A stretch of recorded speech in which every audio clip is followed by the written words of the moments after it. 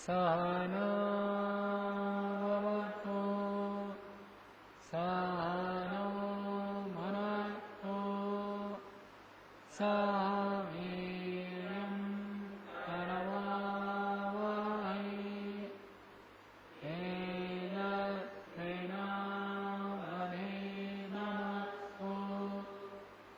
मा विद्विषावहै ॐ शान्ति शान्ति शान्ति।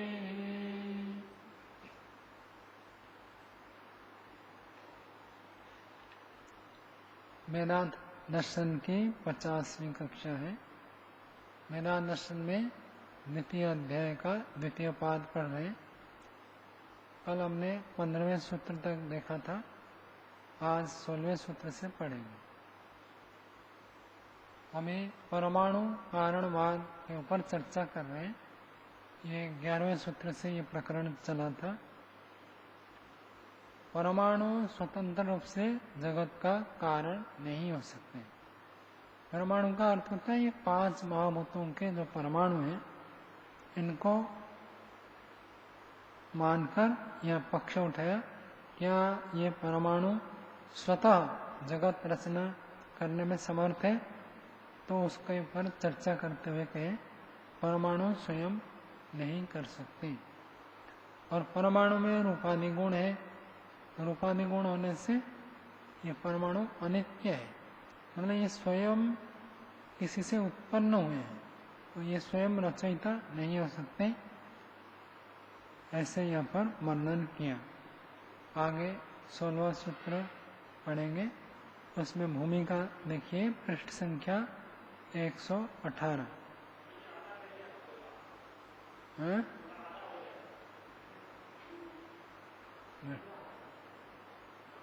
भूमिका देखिए, अस्तु तर्हि परमाणुषु उभय धर्मत्वं रूपादिमत्वं रूपादिरहितत्वं च।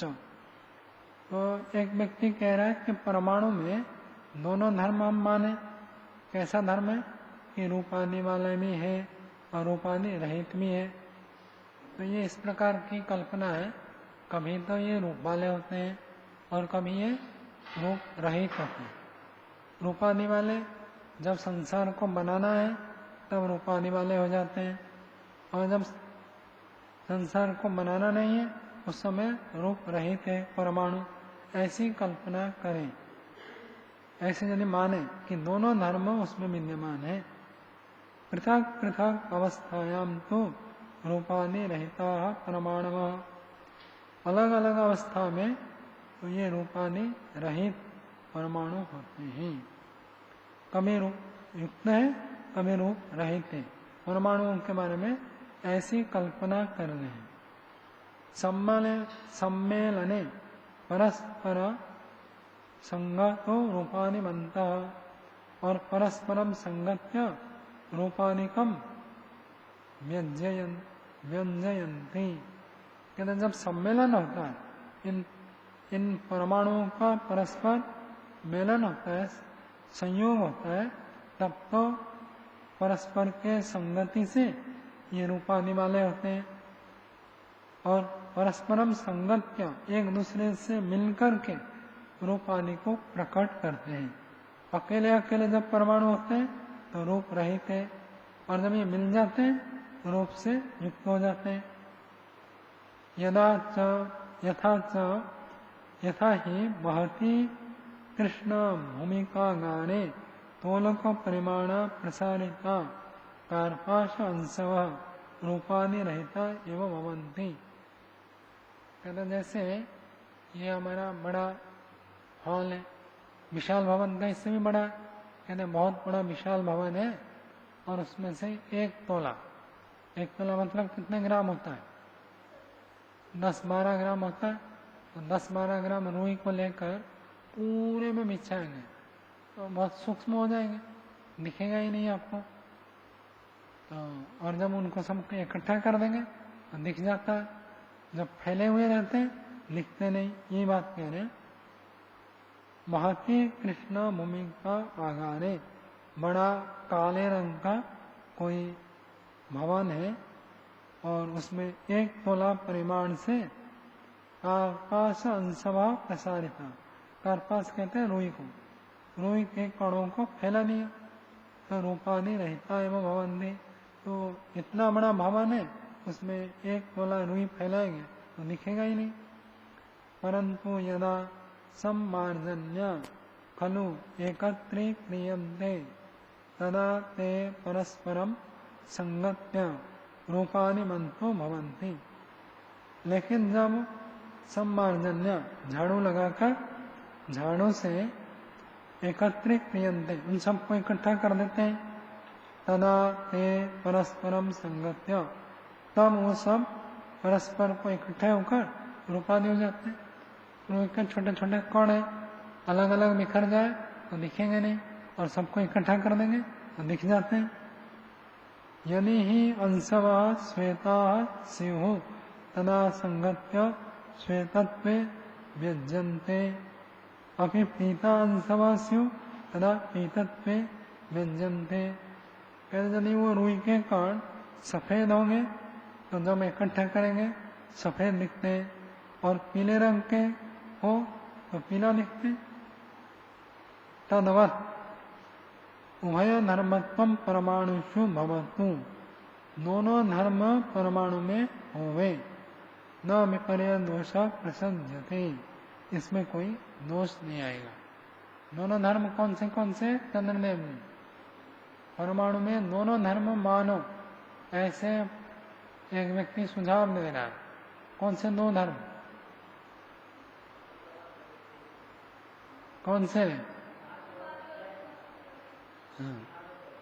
रूप वाला होना और रूप रहित होना, ये दोनों प्रकार के धर्म परमाणु में होवे, ऐसे पूर्व पक्षी कह रहा है। तो ऐसे में कोई दोष नहीं होगा, उदाहरण सहित समझा दिया। अत्र उच्यते, अब उसका उत्तर देते हैं। 16वां सूत्र देखिए, बोलिए। उभयथा च दोषात्, उभयथा दोनों प्रकार से ही इसमें दोष आएंगे। ब्रह्ममुनि जी कह रहे, चाहे उसमें रूपादि गुण माने अथवा रूपादि से रहित माने, तो दोनों प्रकार से ही इसमें दोष होने से परमाणु जगत की रचना नहीं कर सकते।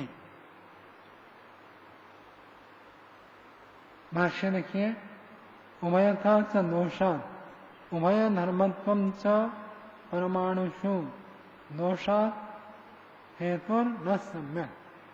दोनों धर्म जब मानेंगे परमाणु में तो दोष होने से ये हेतु ठीक नहीं है। क्या दोष है? आगे बता रहे हैं। तेषां जड़त्वात् कुतः संगति स्यात्, तो जब परमाणु स्वयं जड़ है तो संगत होने से रूप आ जाएगा। संगत ही पहले कैसे होंगे, ये प्रश्न उठाया गया था। तो परमाणु परस्पर आपस में संगत हो जाए तब रूप आएगा, तो संगत कैसे होंगे, यही प्रश्न उठता है। संगत ही नहीं हो सकते, तो जड़ होने से कुतः संगति स्यात्, कैसे उनकी संगति होवे। यतः ते रूपानि मन्तः अपि व्यज्येरन्, क्योंकि वो रूप संगत हो जाए तब रूप प्रकट होगा, ऐसे कह रहे हो। तो संगत ही कैसे होंगे, ये पहले उत्तर देना पड़ेगा, बाद में रूप गुण के बारे में विचार करेंगे। एवं स्वतंत्र परमाणु कारणवादे अपि जगत रचना अनुभवत्ते ही दोष तिष्ठति एव। रूपादि गुण वाले हो अथवा रूपादि से रहित हो, स्वतंत्र रूप से परमाणु जगत का कारण है, इस मान्यता में जगत रचना सिद्ध ही नहीं होती है। ये दोष तो तब भी रहता है, क्योंकि जड़ है, परमाणु में जड़ है, परमाणु जड़ होने से ये जगत रचना नहीं कर सकते। तस्मात् जगत रचना ही स्वतंत्र परमाणु कारणवादों भी न युक्त। जैसे प्रकृति के बारे में मना कर दिया था, प्रकृति स्वयं जगत निर्मात्री नहीं है। ऐसे परमाणु में स्वयं जगत को बना नहीं सकते। परमाणु तक बन गए तब भी नहीं हो सकता। दूसरा पंक्ति, तस्मात् इसलिए जगत रचना यही बोल रहे ना, ऐसा जड़त्व, क्योंकि परमाणु जो है जड़ है, जड़ होने से कुता संगति स्या, संगति कैसे होंगे, परस्पर जुड़ेंगे कैसे। भूमिका में बताया था रुई के कण अलग अलग हो तो दिखते नहीं, और रुई के कण को इकट्ठा कर देंगे तो दिख जाते हैं। तो यह सिद्धांत कह रहा है वो इकट्ठा कैसे होंगे, संगति कैसे होगा, ये प्रश्न उठा। यतस्ते रूपानी मंतो भी विद्येरन, पहले संगति कैसे होगा ये बताओ, संगति हो जाए तब तो वो रूप प्रकट होगा, ये तो बात की बात है। जिससे रूप आदि प्रकट हो जाए, किससे प्रकट हो गए, संगति से। और संगति कैसे होगा यही बताना पड़ेगा। ऐसे सिद्धांत ने प्रश्न उठाए। दोनों प्रकार से रूपवान होने से अथवा रूपवान न होने से, ऐसे ब्रह्ममुनि जी ने अर्थ किया है। अन्य व्याख्याकार थोड़ा अलग व्याख्या करते हैं।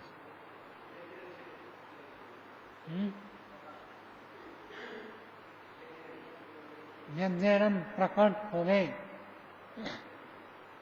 विधिलिंग लकार का रूप है।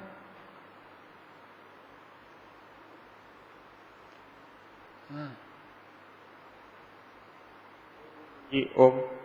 इसमें आप बता रहे परमाणु स्वतंत्र रूप से जगत इसमें कारण नहीं है, तो फिर प्रकृति भी जड़ है और परमाणु भी जड़ है, तो फिर प्रकृति से अलग परमाणु है क्या?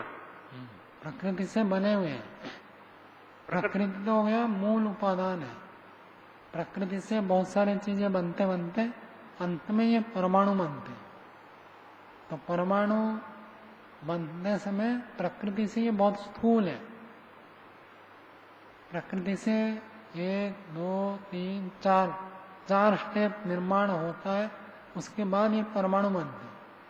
तो परमाणु बनने के बाद कोई कहेगा देखो परमाणु तो बना सकते हैं ना, प्रकृति तो बहुत सूक्ष्म है, वो बना नहीं सकती, बन नहीं सकती। तो परमाणु तो बहुत स्थूल है, इनमें बहुत सारे धर्म प्रकट हो जाते हैं। प्रकृति में कुछ भी प्रकट स्थिति में नहीं रहते, तो ये हो सकते थे, तो उसको ये मना करें। प्रकृति तो बहुत सूक्ष्म है और परमाणु स्थूल रूप में है, तो परमाणु कारण है क्या नहीं? ये परमाणु में बहुत सारे धर्म प्रकट होकर रहते हैं। प्रकृति में अव्यक्त है, प्रकृति अव्यक्त है, ये व्यक्त है, इसलिए। आगे देखिए 17वां सूत्र बोलिए, अपरिग्रहाच्च अत्यंतम अनपेक्षा। अपरिग्रह क्या होता है चंद्रदेव जी? अपरिग्रह क्या होता है? इकट्ठा नहीं करना, मतलब स्वीकार नहीं करना। स्वीकार करने को कहते हैं परिग्रह, और अपरिग्रह का अर्थ है अस्वीकार होने से। अस्वीकार होने से, अस्वीकार मतलब सामान्य रूप से नहीं।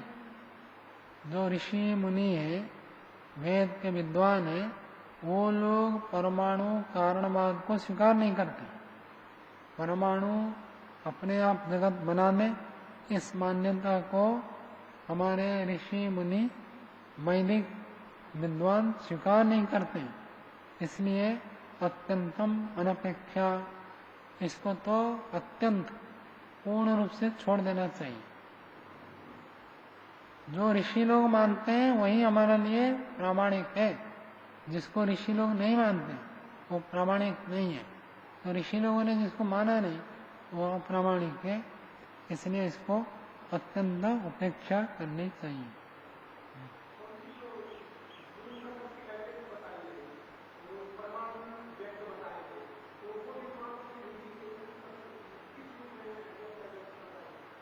वो भी क्या कहना, वो परमाणु यहाँ तक समझ में आ गया। आगे बोलो, परमाणु में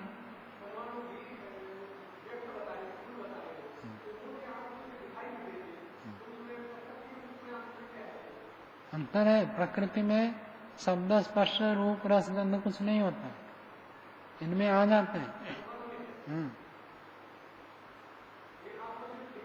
आंखों से नहीं दिखाई देगा।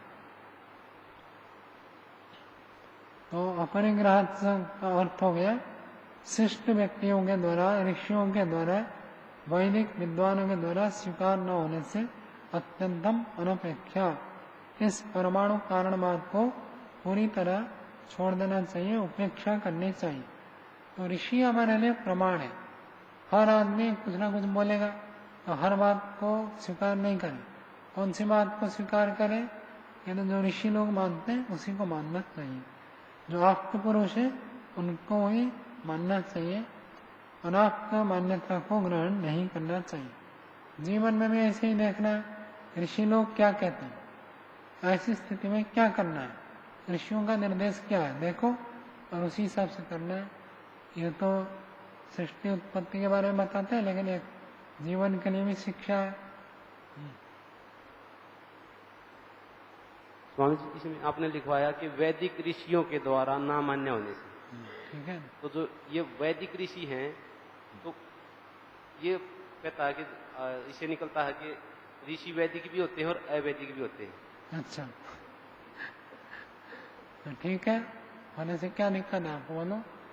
स्वामी जी, उनको ऋषि कैसे मान ले जो जिनको वेद का ज्ञान ही नहीं है? फिर वो आधा ऋषि है। वैज्ञानिक जो होते हैं वो आधा ऋषि है, और ऋषि जो होते हैं वो पूर्ण वैज्ञानिक है। क्या बोला, क्या बताया बोलना? जो आधुनिक वैज्ञानिक है वो आधे ऋषि है। जो वैज्ञानिक है वो आधा ऋषि है। आधा ऋषि मतलब ऋषि लोग जैसे खोज करते हैं सूक्ष्म और सूक्ष्म, बिल्कुल जड़ तक खोजी स्वभाव होता है ना ऋषि लोग, ऐसे वैज्ञानिक में खोजी स्वभाव है, पूरा मूल तक पहुंचेंगे, कहाँ से उत्पन्न हुआ, वो कहाँ से, वो कहाँ से, बिल्कुल। बाकी उनका आधा इसलिए है क्योंकि वो ईश्वर को नहीं मानते, यम नियम को पालन नहीं करते, इसलिए वो आधा है। तो स्वामी जी, जो ऋषि कहलाते हैं, वैदिक ऋषि कहलाते हैं, तो क्या उसमें ये भी मान लिया जाए कि वो ईश्वर साक्षात्कार किए होते हैं? वैदिक ऋषि, हाँ जी। हाँ भाई, ऋषि बहुत ऊंची स्थिति है। नहीं, किसी को ईश्वर साक्षात्कार नहीं हुआ, क्या वो भी ऋषि, वैदिक ऋषि कहला सकता है? देखो, ऋषि शब्द के अनेक अर्थ हैं। एक तो ऋषि का सीधा अर्थ होता है ज्ञानी। अब ज्ञानी तो हम सब है, आप भी जानिए, मैं भी जानू, महर्षि दयानंद भी जाने, लेकिन इतने मात्र ज्ञान से उसको ऋषि नहीं कहते। सामान्य रूप से जो वेद मंत्र का समाधि अवस्था में साक्षात्कार करता है उसको ऋषि कहते हैं। समझ में आया? सामान्य परिभाषा ये है, समाधि में वेद मंत्र का जिन्होंने प्रत्यक्ष किया वो ऋषि। ऋषि दर्शनार्थ, समाधि अवस्था में वेद मंत्र का दर्शन करते हैं तो उसको ऋषि कहते हैं। लेकिन सामान्य रूप से ये अर्थ होने पर भी पठन पाठन क्रिया करने वालों को भी ऋषि कह देते हैं। जो सब शास्त्रों को पढ़ाकर अन्यों को पढ़ाता है उसको भी ऋषि कह देते हैं, क्योंकि वो ऋषि जैसे कर्म कर रहा है, इसलिए उसको भी ऋषि कह देते हैं। ऋषि जैसे ऋषि, वास्तव में ऋषि तो वो है जो समाधि में वेद मंत्र देखता है। समझ में? तो गौण रूप में इनको भी ऋषि कह देते हैं कहीं कहीं।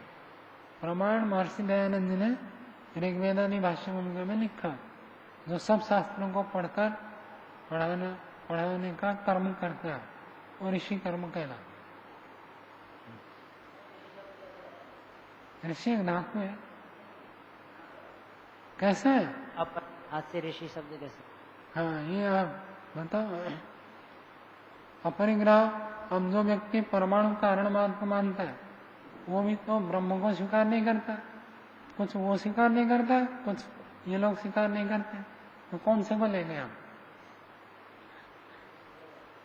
स्वीकार करते, इसलिए इनको लेना पड़े। तो मैं ब्रह्म को ये स्वीकार करते हैं तो इनके द्वारा जो अपरिग्रह है तो उसको मान्यता नहीं देना चाहते।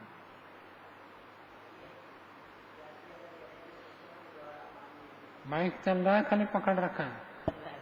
हाँ तो व्यास जी अपनी बात को भी कह सकते हैं, दूसरे लोगों को क्यों हाँ, व्यास जी कहते हैं मैं अकेला प्रामाणिक नहीं है, और भी जो लोग वेद के अनुसार जीवन यापन करते हैं वो भी प्रामाणिक है, सबको प्रामाणिक कहते हैं। चलो 17वां सूत्र हो अर्थ देखिए भाष्य में, अपरिग्रहात् च अत्यंतम अनपेक्षा शिष्टैर्वेद विद्भिः अयम स्वतंत्र परमाणु कारणवाद न परिगृहीत न स्वीकृत। शिष्ट लोगों के द्वारा, शिष्ट लोगों का ही स्वीकार को स्वीकार कहते हैं। शिष्ट कौन होते हैं? पीछे आया था, शिष्टा खलु ये तस्मिन् आर्यावर्त निवेशे ये ब्राह्मणा कुंभिधन्य औलनुपाः किंचित् अंतरेण कस्यांचित् विद्यायां पारंगा भवन्ति ते तत्र भवन्तः शिष्टाः। वो लोग शिष्ट होते हैं जो लोभ से रहित होते हैं, कुंभिधान्य होते हैं और किसी विद्या में पारंगत होते हैं, चाहे वेदांत विद्या हो, योग विद्या, सांख्य विद्या, व्याकरण विद्या, किसी एक विद्या में पारंगत होते हैं और बिना प्रयोजन के ही उस विद्या को पढ़ाते हैं, सिखाते हैं, धन की कामना नहीं। तो ऐसे शिष्ट लोगों के द्वारा आगे कला वेद विद्भि, वेदों को जानने वाले विद्वानों के द्वारा अयम स्वतंत्र परमाणु कारणवाद न परिगृहीत, ये स्वतंत्र परमाणु कारणवाद स्वीकार नहीं किया जाता है। तस्मात् अपरिग्रहात् सर्वथा एवं अस्य अनपेक्षा कार्य, क्योंकि ऋषि लोग, शिष्ट लोग, वैदिक विद्वान इसको स्वीकार नहीं करते, इसलिए सर्वथा एवं अस्य अनपेक्षा, हमें पूर्ण रूप से इसकी उपेक्षा कर लेनी चाहिए। न ही सग्राह्य, वो ग्राह्य नहीं है। कौन, क्या ग्राह्य नहीं है? वैश्रुत जी, क्या ग्राह्य नहीं? न ही सग्राह्य, वह ग्राह्य नहीं है। वह कौन? परमाणु कारणवाद, परमाणु जगत को बनाने वाले हैं, ये मान्यता ग्राह्य नहीं है। अनादरणीय यदि अर्थ, इस मान्यता को आदर नहीं करना चाहिए। ये मान्यता ठीक नहीं है, छोड़ देना चाहिए। परमाणु कारणवाद हो गया। अब सृष्टि उत्पत्ति है तो इसके ऊपर और भी बहुत सारी मान्यताएं प्रचलित है। एक मान्यता है क्षणिकवाद। क्षणिकवाद का अर्थ होता है हर वस्तु हर क्षण नया उत्पन्न होता है और अगले क्षण पूरा समाप्त हो जाता है। समझ में आ रहा? तो इसको कहते हैं क्षणिकवाद। तो क्षणिकवाद भी मानते हैं जगत का है, यानी एक क्षणिक है, एक क्षण में उत्पन्न होता है और अगले क्षण खत्म, अगले क्षण फिर नया उत्पन्न होता है, वो अगले क्षण वो समाप्त। ऐसे जो मान्यता है उस मान्यता को कहते हैं क्षणिकवाद। तो हम उसके बारे में कुछ चर्चा करेंगे। ये नया अधिकरण प्रारंभ कर रहे हैं, नया प्रकरण है, इसमें क्षणिकवाद की मान्यता बताएंगे और उसका निराकरण करेंगे। दो मान्यता इस द्वितीय पाद में बता दी, एक प्रकृति नहीं है, दूसरा परमाणु नहीं है। अब तीसरा पक्ष ले रहे क्षणिकवाद मान्यता। सूत्र बोलिए, समुदाय उभय हेतु के अपि तद अप्राप्ति, समुदाय, समुदाय में उभय हेतु के, दोनों हेतुओं से तद अप्राप्ति है, उसकी प्राप्ति नहीं होती। और शब्दार्थ भाव इसका समझिए, दो प्रकार के कारण हो सकते हैं। दोनों प्रकार के कारणों से दोनों प्रकार मान्यता हो सकती है। तो दो क्या क्या है उसको यहाँ पर बताएंगे। एक तो होता है परमाणु। परमाणुओं से संसार की रचना, और वो परमाणु कैसे है? क्षणिक है। पीछे जो था वो क्षणिक नहीं मान रहे थे परमाणु, परमाणु को कैसे मान रहे थे? नित्य, परमाणु की नित्यता बता रहे थे। इन हमें ये जो पक्ष आ रहा है ये परमाणु को क्षणिक मानते हैं, कहते परमाणु मानने पर भी नहीं होगा। और दूसरा है स्कंध। स्कंध का अर्थ होता है, आप लोग यदि सत्यार्थ प्रकाश 12वां समलास पढ़े हो तो उसमें बौद्ध मत का खंडन किया। बौद्ध मत का खंडन करते हुए महर्षि 5 स्कंधों का वर्णन करते, उनके 5 स्कंध हैं। स्कंध का अर्थ है विभाग, शाखा विभाग, 5 प्रकार के कथन, ऐसे समझिए। तो स्कंध मानेंगे तो भी उनके मत में समुदाय नहीं होगा, और परमाणु को क्षणिक मानेंगे तो भी समुदाय नहीं होगा। तद अप्राप्ति, समुदाय की अप्राप्ति होती है। समुदाय क्या होता है? अभिषेक में समुदाय, समुदाय वैदिक सिद्धांत में अवयव से अतिरिक्त एक अवयवी होता है। ध्यान से सुनो, ये नया विषय आप लोगों के लिए। जो न्याय वैशेषिक पढ़े वो तो कुछ समझ जाएंगे, जो नहीं पढ़े थोड़ा आपको ध्यान से सुनना पड़ेगा, नया विषय है ना। अवयव से अतिरिक्त एक अवयवी माना जाता है। अवयव क्या होता है? अवयव किसको कहते हैं? अंग को। जैसे ये पुस्तक है, ये पुस्तक के एक एक पन्ने को, एक एक पृष्ठ को हम कहेंगे ये एक एक अवयव, और पूरी पुस्तक को क्या कहेंगे? अवयवी। ये समझ में आया? अवयव और अवयवी। अब अवयवी जो है ये अवयवों से अलग है, या जो अवयवों का झुंड है वही अवयवी है? क्या समझ में आ रहा? वही अवयवी। अब जो पर अनेक सारे अवयव है उन सबको इकट्ठा कर दिया तो वही अवयवी बन गया, या उससे एक अलग चीज है? नहीं, जो अवयव वही अवयवी, जो अवयव है वही अवयवी। क्यों है? अलग है क्योंकि इन्होंने न्याय पढ़ लिया इसलिए कह रहे अलग है। देखो, पुस्तक बनाने से पहले पुस्तक छप जाता है, छपने के बाद इसको बाइंडिंग करने के लिए भेजते हैं। तो बाइंडिंग होने से पहले ये क्या है?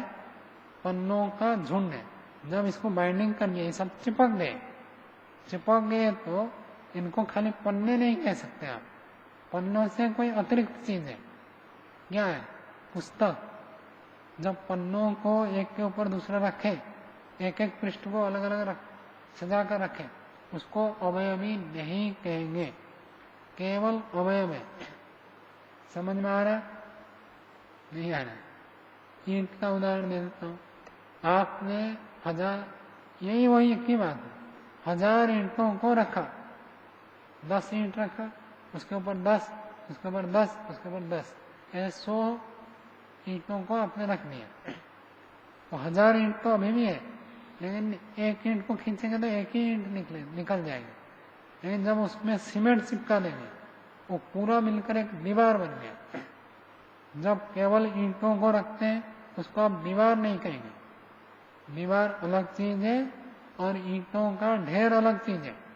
ईंटों को जमा कर रखा है तो दीवार नहीं है, तो दीवार जो है वो अवयवी और ईंट जो है वो अवयव। ये समझ में आया? तो ईंट अलग है, दीवार अलग है। केवल ईंटों को इकट्ठा कर दें तो वो दीवार नहीं होता। दीवार होने के लिए क्या चाहिए? कुछ चिपकाने की आवश्यकता है। जब चिपक जाए, एक बन जाए, तब उसका नाम होता है अवयवी। जब एक नहीं है, अलग अलग है, तो अवयवों का झुंड। समझ में आया? अवयवों का झुंड तब मानेंगे जब एक को खींचने से दूसरा न आए। इसको खींचे तो पूरी पुस्तक आ रही है, तो मतलब अवयवी है। यदि एक को खींचने से एक ही आए तो अवयवों का झुंड। समझ में आया? स्वामी जी, जैसे अभी आपने बताया कि दीवार है, सीमेंट आदि लगा दी दीवार है, लेकिन वैसे उसको रख दिया तब भी वो चट्टे रूप में कहलाएगा जी? हाँ, तब में उसको जो संबोधित किया जाता है, चट्टा कहा जाता है उसको, चट्टा कहा जाता है, तो चट्टा भी अवयवी है, उसके नहीं है। अवयव ईंट है जी। चट्टा किसको कहते हैं? खाली ईंटों को जो रखते हैं उसको अवयव भी नहीं कहेंगे। नहीं तो फिर जो चट्टे का अस्तित्व है जी, चट्टा पूरा एक अवयवी है, अगर उसके अवयव अवयवी नहीं नहीं है, केवल उसको ढेर करके रखोगे वो अवयवी नहीं है। और उदाहरण से आटा है, आटा को आपने लेकर थाली में डाल दिया, अब ये अवयवों का झुंड है, वहां आप कितना आटा निकालना चाहे तो निकाल दोगे, लेकिन जब पानी डालकर गूंथ लिया अब एक गोला बन गया, अब ये अवयवी बन गया। अब उसमें से एक को खींचोगे तो एक नहीं आएगा, वो दूसरों को खींचेगा।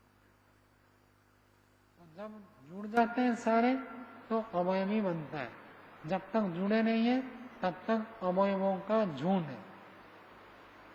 अवयवी को एक नया पदार्थ माना जाता है। न्याय दर्शन में इसकी बहुत चर्चा है, और न्याय दर्शन के दो जटिल विषयों में से ये एक विषय है। बात तो ठीक है जी, हमारी समझ में भले ही नहीं आ रही है, वो हमारी न्यूनता है, लेकिन ये तो तय है जी कि बगैर अवयवों के अवयवी बन ये गया। नहीं कह रहे अवयवों के बिना अवयवी नहीं बनेगा, लेकिन केवल अवयवों का झुंड ही अवयवी नहीं है। अवयवी एक स्वतंत्र अस्तित्व रखता है, अवयव एक स्वतंत्र अस्तित्व रखता है।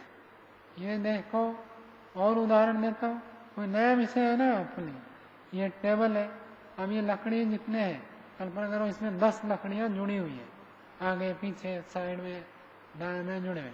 इनको जब लकड़ियों को अलग अलग रखा, अब फेविकल चिपकाया नहीं, खाली ऐसे आपने रखा, तो ये अवयवों का झुंड है।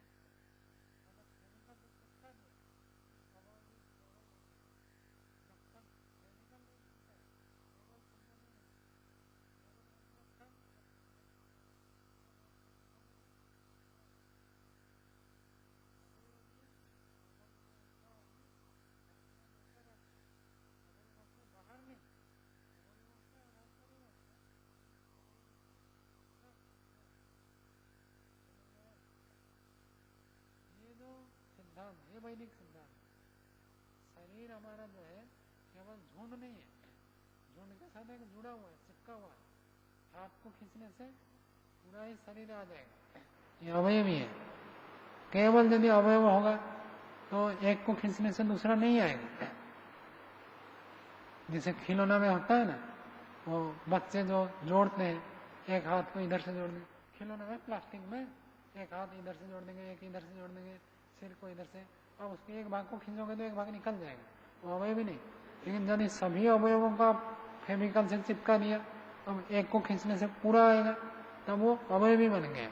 जब तक चिपका नहीं है अवयव, जब चिपक गया तब वो अवयवी बन गया। जैसे स्वामी जी वृक्ष है, वृक्ष पे पत्ता गिरते हैं तो पत्ते को उसका अवयव मानेंगे या नहीं मानेंगे? अवयव है ना, वो तो अलग हो गया पेड़ से अभी। अलग होने के बाद और नहीं मानेंगे, अलग होने से पहले बाल हमने काट दिया, अब ये शरीर का भाग नहीं है, जब तक शरीर में चिपका हुआ है शरीर का भाग है, बाल को काट कर अलग कर दिया तो वो उसका भाग नहीं है।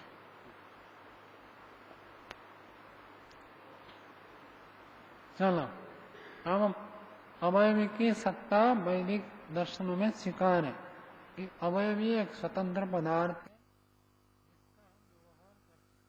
योग दर्शन में भी होता है और अन्य दर्शन में, न्यायान में भी है। तो अवयवी की सत्ता को स्वीकार कर, क्षणिक बाद में अवयवी को नहीं मानते हैं। क्या बताया प्रणाम जी? क्षणिक बाद में अवयवी को नहीं मानते, अवयवी को नहीं मानते, वो खाली मानते हैं झूठ है। ये जो हमको यज्ञशाला दिख रहा है, ये यज्ञशाला को वो एक यज्ञशाला नाम से नहीं मानते, वो तो कहते हैं ईंट पत्थर का झूठ है बस। टेबल को टेबल नहीं मानते, टेबल को मानते हैं लकड़ियों का झुंड। पुस्तक को अलग नहीं मानते, पुस्तक मतलब पृष्ठों का झुंड है, ऐसे मानते हैं। कौन? क्षणिकवादी लोग ऐसे मानते हैं। तो उस पक्ष में दोष दिखा रहे हैं। समुदाय, समुदाय का अर्थ है झुंड, बहुत सारे अवयवों का खाली समुदाय है, अवयवी नहीं है, ऐसे मानने में उभय हेतु के दो हेतु हो सकते हैं। कौन से दो हेतु हैं? एक परमाणु, एक स्कंध। अब सब नए नए समझे आपके लिए। एक तो परमाणुओं का झुंड हो सकता है और एक स्कंधों का झुंड हो सकता है। परमाणु की चर्चा तो हुई है अभी, तो परमाणुओं का झुंड है। ये घड़ी में परमाणुओं का झुंड है, माइक में परमाणुओं का झुंड है, शरीर में परमाणुओं का झुंड है। एक पक्ष ये है। दूसरा कहता है ये परमाणुओं का झुंड नहीं है, स्कंध। स्कंध का अर्थ उनका अभी बताएंगे भाष्यकार। सत्यार्थ प्रकाश में भी लिखा है 12वें समास में। स्कंध का अर्थ होता है उनके अलग अलग विभाग, मतलब वो ज्ञानात्मक है, ज्ञान के अलग अलग विभाग है, तो उनको ही वो कारण मानते। ऐसे मानने पर भी दोनों प्रकार से भी तद अप्राप्ति, तद का अर्थ समुदाय के साथ जुड़ेगा, समुदाय की प्राप्ति नहीं होगी। कौन से मान्यता में? क्षणिकवाद। क्षणिकवाद में समुदाय बनेगा ही नहीं। क्यों नहीं बनेगा? क्योंकि हर पदार्थ को क्या मानते हैं?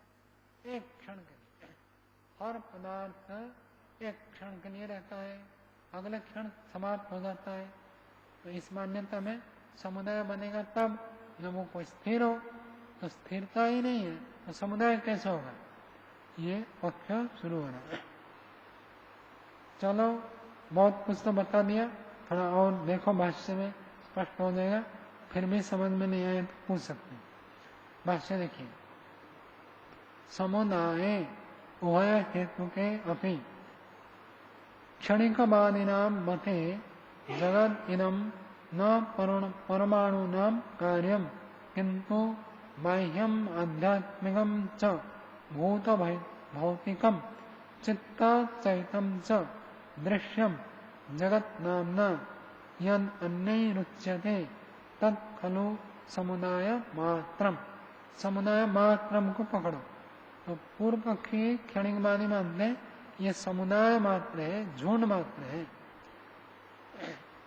तो अवयवी जो होता है वो कार्य होता है। अवयवी कार्य होता है। कार्य मतलब क्या बताया था? जो उत्पन्न हुआ है। अवयवी बनता है, और अवयवों का झुंड मानेंगे तो कोई उत्पन्न की बात नहीं है। दीवार तो बनता है, लेकिन ईंटों को खाली रख लिया तो दीवार की कोई बात नहीं, झुंड ही बन गए।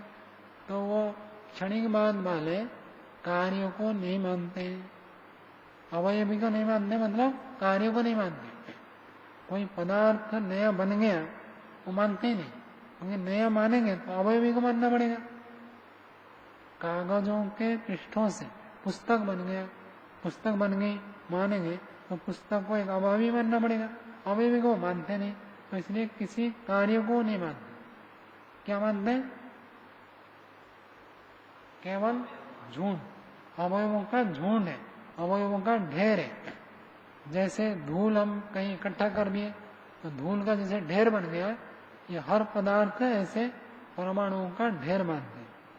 अब इस बात को ध्यान में रखते हुए पंक्ति देखिए, क्षणिकवादिनां मते, क्षणिक वादियों के मत में जगत इदम, ये संसार न परमाणु नाम कार्यम, परमाणुओं का कार्य वो नहीं मानते, क्योंकि कार्य मानने से अवयवी को मानना पड़ेगा।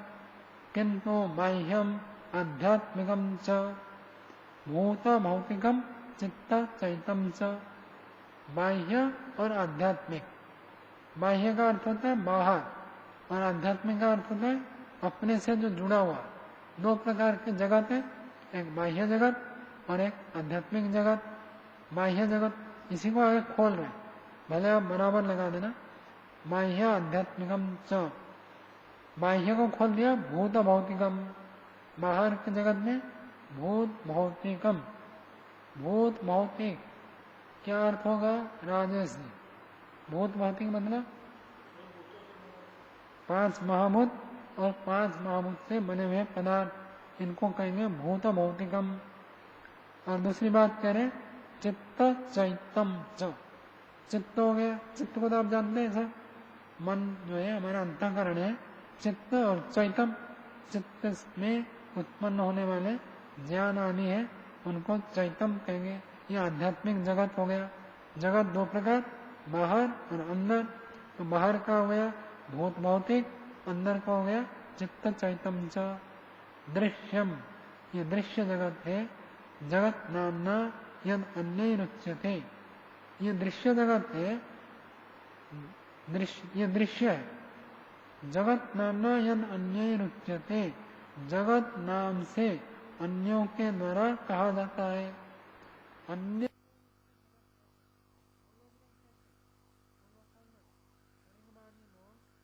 जगत नहीं कहते तो क्या कहते हैं? तत्फलो समुदाय मात्रम, वो समुदाय मात्र है, केवल परमाणुओं का ढेर है, बस और कुछ नहीं है। चले आगे देखिए, भूत भौतिकम तो परमाणु नाम समुदाय। भूत भौतिक जो है 5 महाभूत है और 5 महाभूत से बने हुए पदार्थ, ये तो परमाणुओं का समुदाय है, परमाणुओं का झुंड है, ढेर है। और चित्त चैतन्य पंच स्कंधानम समुदाय। चित्त चैतम, चित्त और चित्त में उत्पन्न होने वाले उन सबको वो एक समुदाय मानते हैं। पंच स्कंधानम, ये 5 स्कंध क्या है उसको आगे बताएंगे, वही मैं भी बता दूंगा, आगे देखिए। पहले भूत भौतिक को खोलते हैं। परमाणु वस्तु, परमाणु जो होते हैं 5 भूतों के 5 परमाणु होते हैं, तो इनको कहते हैं खर, स्नेह, उष्ण, हिरण, स्वभाव। भूत भौतिके पृथिव्यादि रूपे समुदयन्ते। परमाणु जो होते हैं कितने प्रकार होते हैं? खर का क्या होता है? आयुर्वेदिक खर क्या होता है? खर, हाँ, खुरदरापन जो होता है उसको कहते हैं खर। आयुर्वेद की भाषा में खुरदरापन होता है ना, तो उसको खर कहते हैं। पूछा बोला? हाँ, वो तो अलग है। वो भी थोड़ा मोटे स्वभाव का होता है ना, बुद्धि सूक्ष्म नहीं है ना, खुरदरापन होता है तो इसलिए उसको खर कहते हैं। गधे को खर कहते हैं, खरस्तन नभार माही। तो परमाणु जो होते हैं वो पृथ्वी का परमाणु जो है वो खुरदरा होता है। जहाँ में खुरदरापन है वो पृथ्वी का गुण है। स्नेह, स्नेह का अर्थ होता है चिकनापन। चिकनापन एक तो घी तेल हो गए, और पानी को भी स्नेह माना जाता है। पानी भी स्नेह चिकनापन होता है। पानी तो आटा को मिलाता है, तो जो स्नेह चिपकाने वाला होता है। और मनुष्यों में भी जिनको स्नेह होता है वो चिपके रहते हैं ना, इसका इसके प्रति बहुत स्नेह है, मतलब चिपके हुए रहते हैं। तो पानी चिपकाने वाला होने से उसको भी स्नेह कहते हैं। और अग्नि का गुण हो गया उष्ण। हिरण कहते हैं गति। गति किसका गुण है? वायु का। तो पृथ्वी, जल, अग्नि, वायु, ऐसे स्वभाव वाले भूत भौतिक। भूत 5 भूत हो गए और भौतिक 5 भूतों से उत्पन्न होने वाले पृथ्वी आदि रूपे, पृथ्वी आदि के रूप में समुदयन्ते, ये समुदित होते हैं, इकट्ठा हो जाते हैं। परमाणु का ढेर बन गया तो एक पृथ्वी बन गया, परमाणुओं का ढेर बन गया तो सूर्य बन गया, परमाणुओं का ढेर बन गया तो चंद्र बन गया, परमाणुओं का ढेर बन गया पहाड़ बन गया। ऐसे मानते हैं कौन? क्षणिकवादी, पूर्व पक्षी क्षणिकवादी ऐसे मानते हैं। हाँ, आकाश का ऐसे कहते हैं। आकाश क्योंकि ऐसे गुणमाला नहीं है, कल भी हमने पूछा था ना, आकाश का ऐसा धर्म नहीं है जैसे इन भूतों का धर्म है। हाँ, तो आकाश का ऐसा लिखो। आकाश जो है किसी को रोकता नहीं है, यही उसका विशेष धर्म है। आप आ रहे हैं तो दरवाजा रोक देता है ना आपको, दरवाजा है, दीवार है, हवा भी टक्कर लगता है, पानी भी रोक देता है, ये सब रोकने वाले हैं। आकाश ऐसा एक द्रव्य है जो किसी को रोकता नहीं है, खुली छूट दे रखा है, जहां जाना है ना।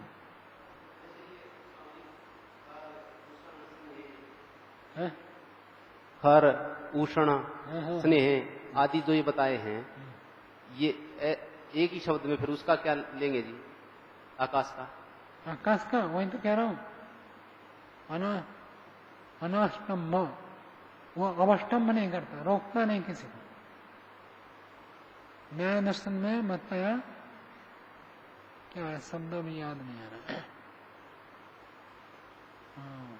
किसी प्रवेश निष्करण, और एक कहता है वो किसी की गति को रोकता नहीं, गति को न रोकने के लिए अनाष्टम्भ ऐसे कुछ शब्द है। वो किसी को बाधा नहीं डालता, ये उसका धर्म है।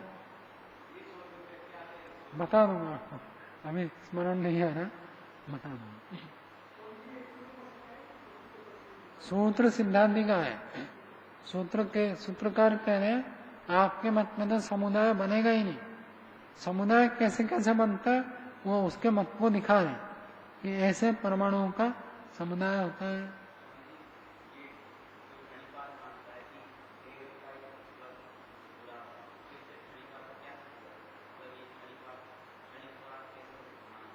हर क्षण में नष्ट हो जाता है। हर क्षण में पहला ढेर खत्म हो गया, अगले क्षण में नया ढेर है।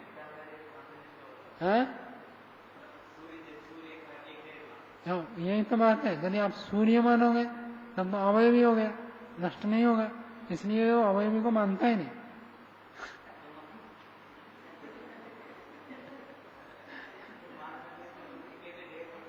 है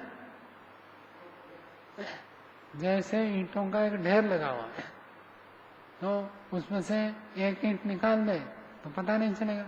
एक दीवार बन गया तो ईंट निकाल नहीं सकते, तो सारे ईंटें ही ईंटें, ईंट ही ईंट है, तो ऐसे मानता है। हर परमाणु अलग अलग है, तो परमाणु तो नष्ट हो जाएगा ना।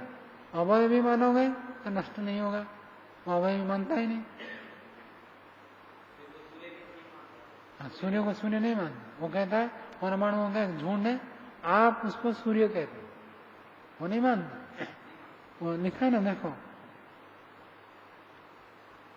तीसरी पंक्ति देखो, यद अन्य रुच्यते, अन्य लोग उसको जगत कहते हैं, वो नहीं मानता। दूसरे लोगों के द्वारा ऐसे कहा जाता है। स्वामी जी, वो लोग परमाणु का ढेर सब बोलते हैं, तो परमाणु जैसे हम शास्त्रों में जिस प्रकार से पढ़ते हैं उसी परमाणु को मानते हैं, तो उनका परमाणु कुछ स्थूल होता है जो आंखों से दिखाई देता है। नहीं, परमाणु कहते हैं अकेले अकेले है तो दिखेगा नहीं, जब सारे परमाणु का झुंड हो जाएगा तो दिख जाएगा। जैसे एक बाल है, आपको यहाँ रखूंगा तो आपको दिखेगा क्या? एक बाल दिखेगा नहीं ना, इतने दूर से आप बैठे। लेकिन बालों का एक गुच्छा रख दूंगा तो दिखेगा ना, तो वो ऐसे मानते। न्याय दर्शन में लंबी चर्चा है। चलो आगे देखो, देखिए रूप विज्ञान वेदना संज्ञा संस्कार संज्ञका पंचस्कंधाश्च चित्त चैत्य रूपे समुदयन्ते। ऊपर वाले में क्या था? भूत भौतिक पृथ्वी आदि रूप के समुदयन्ते। भूत भौतिक पृथ्वी आदि रूप के ये समुदाय है, परमाणुओं का झुंड है। अब दूसरा कह रहा है रूप, रूप मतलब रूप आदि, रूप है, स्पर्श है, सब गंध है, ये सारे जो हो गए इनको रूप कहते हैं। और विज्ञान, रूप किसमें है? द्रव्य में है, और उनको जब हम देखते हैं हमें ज्ञान होता है। रूप को देखने से हमको एक ज्ञान होता है, उस ज्ञान का नाम रखते हैं विज्ञान स्कंधा। वेदना, वेदना क्या होती है? वेदना है संवेदना, पीड़ा, सुख अथवा दुख, संवेदना। एक तो देखा आपने, देखने के बाद खुश हो गए और देखने के बाद दुखी हो गए, इसको कहते हैं वेदना। वेदना का अर्थ है संवेदना, जो हमारे अंदर सुख दुख की अनुभूति होती है, यह संवेदना। और संज्ञा, जैसे ही अनुभूति होती है तो हम उसको एक नामकरण कर देते हैं, इसका नाम है संज्ञा। ये ऐसा है, वो वैसा है। तो हमने देखा, पूर्व पक्षी ऐसे कह रहा है, कल्पना करो, पूर्व पक्षी ये बौद्ध मत वाले ऐसे मानते हैं, बौद्ध मत वाले मानेंगे आज क्या खाया आप लोगों ने?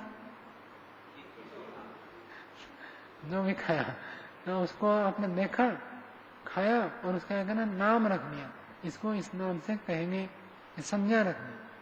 तो जैसे ही अनुभूति होती है एक नामकरण हम कर देते हैं। इसको देखा एक अनुभूति हुई तो इसका नाम रख दिया आपने घड़ी। इसको देखा एक अनुभूति हुई तो इसका नाम रख दिया आपने लेखनी। तो ये जो नामकरण करना है इसको ये कहते हैं संज्ञा, आगे कहते हैं संस्कार।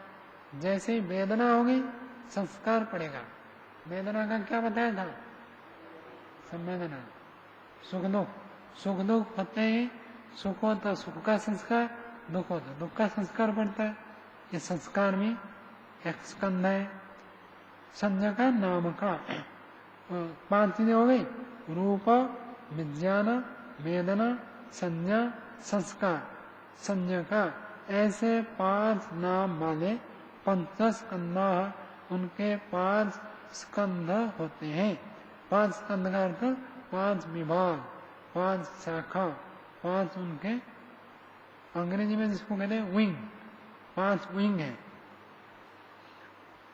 चित्त चैत्य रूपे समुदयन्ते, चित्त और चित्त में उत्पन्न होने वाले तत्वों के रूप में ये समुदाय है। 2 समुदाय माना, एक समुदाय का भूत भौतिक, दूसरा समुदाय माना चित्त चैत्य। इति उभयविध। यहाँ तक तो आपको पूर्व पक्ष का सिद्धांत क्या है उसको समझाया। अब सूत्र की चर्चा करेंगे। इति उभयविध, उभय हेतु का, उभयविध दोनों प्रकार। दोनों प्रकार क्या? उभय हेतु का समुदाय अन्य जगत अभिधीयते। क्षणिक बाद वाले मानते ये जो दोनों प्रकार के झुंड है, कौन से? भूत भौतिक, चित्त चैत्य, ये जो दोनों प्रकार के झुंड है, ये दोनों हेतु वाले समुदाय अन्य ही जगत अभिधीयते, दूसरे लोग उसको जगत मानते हैं। क्षणिकवादी जगत नहीं मानते, क्षणिकवादी सूर्य चंद्र तारा ऐसे नहीं मानते, अन्य लोग उसको जगत नाम से कहते हैं। सो अयम तेषाम अभिप्रेत उभय हेतु का, वह यह जो उन लोगों का अभिप्रेत है उभय हेतु वाला। कौन से 2 हेतु है? एक भूत भौतिक और चित्त चैत्य, दोनों हेतु वाले समुदाय अपनी अनपेक्षणीय अनादरणीय, ये सिद्धांत पक्ष है। इन दोनों हेतु वाले जो वो मानते हैं भूत भौतिक समुदाय, चित्त चैत्य समुदाय, ये समुदाय कल्पना उनके अनपेक्षणीय, उसकी उपेक्षा कर देनी चाहिए, आदर नहीं करना चाहिए, अर्थात ये मान्यता ठीक नहीं है। तद अप्राप्ति तस्य समुदायस्य असिद्धि ही भवति। वो जो समुदाय है उनके मत में सिद्ध नहीं होगा। जैसे वो लोग मानते हैं समुदाय भी नहीं बनेगा, अभय भी तो मानते नहीं, समुदाय भी उनके पक्ष में नहीं बनेगा। कैसे नहीं बनेगा? देखिए आगे, क्षणिकवादे समुदाय से स्वरूपम न अवतिष्ठते।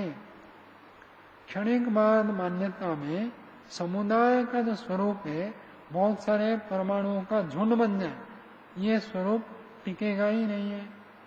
समुदाय ही पौर्वापर्यम अपेक्षो भवति। समुदाय हम कब कहते हैं?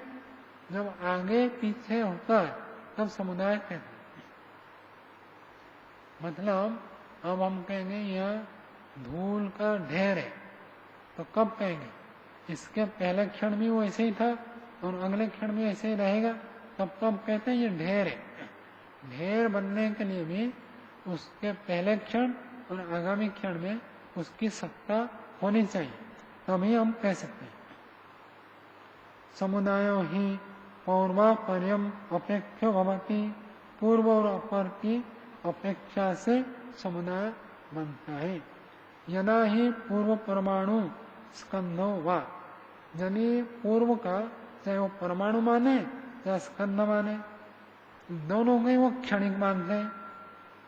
परमाणु स्कंधो वा क्षणिक अथ च उत्तरश्च परमाणु स्कंधो वा क्षणिक। पहले वाले परमाणु अथवा स्कंद को वो क्षणिक मानते हैं और बाद वाले को भी वो क्षणिक मानते हैं। तरही को ही कस्मिन खलु संगच्छेत, फिर कौन किसके साथ जुड़ेगा? क्योंकि समुदाय बनने के लिए पूर्व और पर का जुड़ना आवश्यक है, यानी पूर्व और पर जुड़ा ही नहीं तो समुदाय कैसे बनेगा?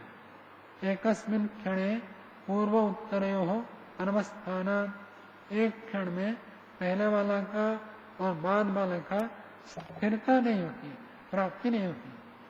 तत्र नास्ति संगति अवसर, वहां पर संगति का अवसर नहीं है। वहां पर कहां पर है चंद्रदेव जी? वहां पर संगति का अवसर नहीं, वहां पर मतलब क्षणिक मान में, क्षणिक मान में दोनों का परस्पर संगत हो जाना यह अवसर ही नहीं है।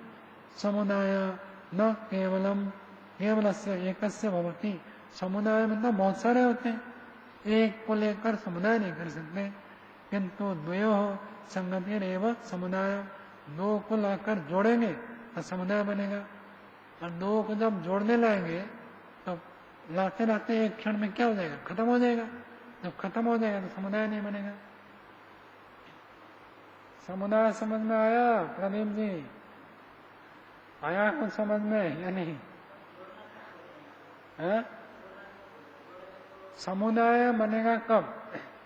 जैसे आप अपने कमरे में, मैं अपने कमरे में, वो अपने कमरे में, तो समुदाय नहीं कह सकते। जब हम सब इकट्ठे होंगे तो कोई कहेगा देखो मनुष्यों का समुदाय यहाँ है।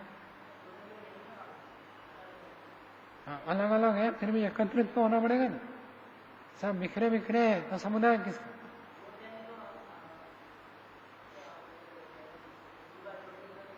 जोड़े नहीं, पास पास तो आना पड़ेगा ना, पास पास आना, वो भी नहीं हो पाएगा।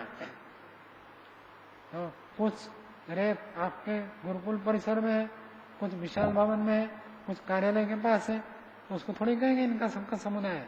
जब इन सबको इकट्ठा करेंगे, एक जगह एकत्रित करेंगे, तब तो कहेंगे समुदाय। कहते वो जब एकत्रित करेंगे लाते लाते एक क्षण के बाद पहला वाला खत्म, तो समुदाय बनेगा कैसे? समझ में आया? तो प्रणव जी आ गया समझ में? चलो आगे देखो।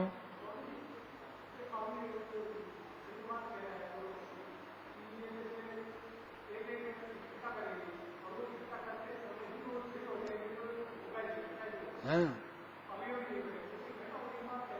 इकट्ठा ही नहीं हो पाएंगे। अब अभी तो बात की बात है, इकट्ठा ही नहीं हो पाएंगे। हाँ, वो कहते हैं आपके क्षणिक बाद मान्यता में समुदाय बनेगा ही नहीं। समुदाय बनने के लिए अनेक क्षण तक स्थिर रहना पड़ेगा, तब तो सब इकट्ठे होंगे। तो इकट्ठा होगा ही नहीं, क्योंकि एक क्षण के बाद खत्म हो जाएगा, तो इकट्ठा हो ही नहीं पाएगा। हाँ, क्षणिक बाद मान्यता में नहीं हो पाएगा। 19वां सूत्र बोलिए। इतर इतर प्रत्यत्वात् इति चेत न उत्पत्ति मात्र निमित्तत्व। देखो समझो इसको। कहते हैं कि एक क्षण में तो खत्म हो जाता है, लेकिन खत्म होने से पहले वो दूसरे को पैदा कर देगा।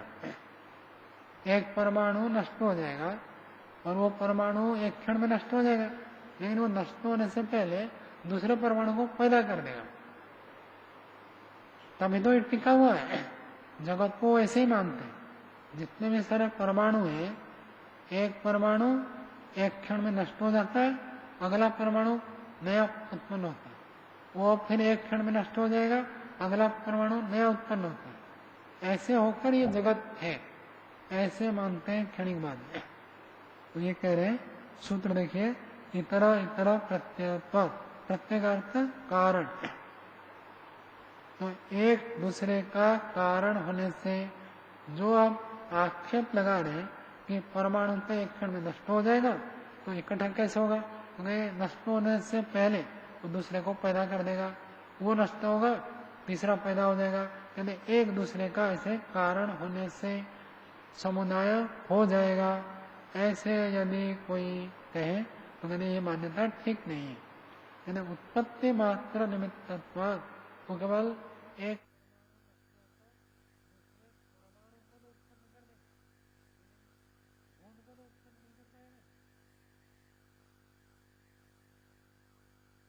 समझो क्या कहना चाहते हैं। पूर्व पक्षी कह रहा है एक परमाणु आपके गुरुकुल परिसर में, एक कार्यालय में, एक विशाल भवन में, 3 अलग अलग है। तो हर परमाणु नष्ट हो जाएगा तो नया परमाणु को पैदा कर देगा।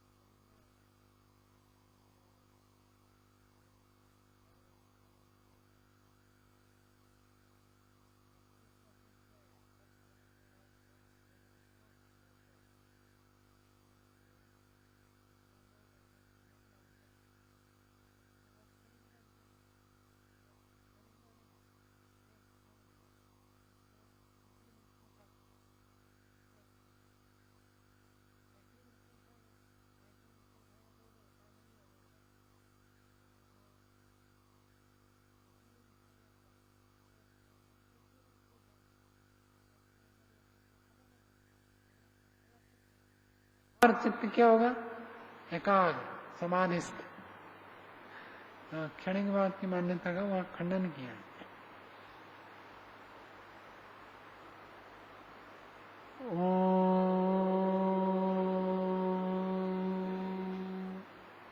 शांति।